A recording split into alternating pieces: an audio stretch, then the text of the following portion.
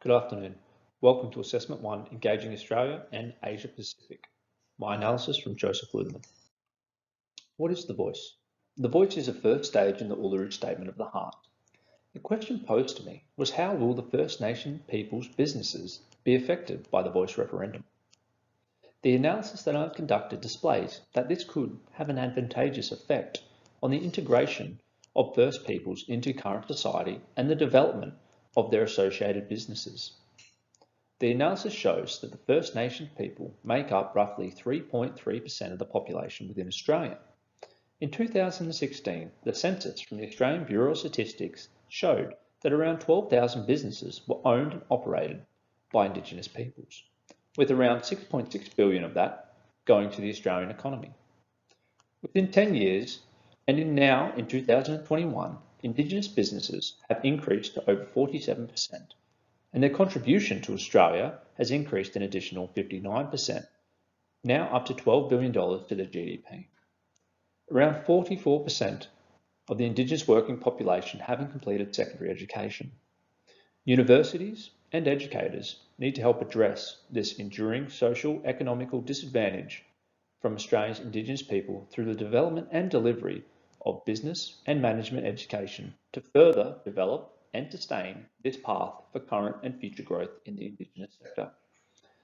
Academics from University of Queensland and the Griffith University engaged in studies in 2013 into Indigenous cultural tourism in Australia.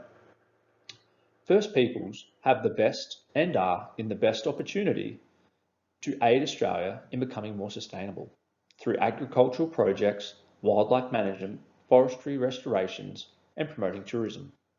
It shows that there is a high demand for this industry, and it also is in quite a high demand on the international stage.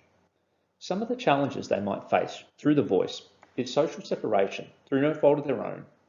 Their sectoral challenges is geographic isolation, the locations and clan countries, better placement of Indigenous information centres, cultural awareness experience aimed at informing cultural traditions and transferring knowledge, and will help sustain favourable growth in this industry.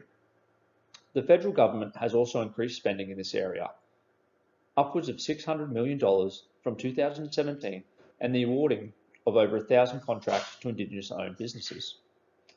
Reconciliation Australia is also one of the non-for-profit government advisory groups to Australia on how to improve relations with Aboriginal Torres Strait Islander peoples to create the best opportunity for them. This, at the time, can be challenging due to there being over 250 mobs calling different parts of Australia home. We all know the voice can never speak for all these different clans and the different cultures associated.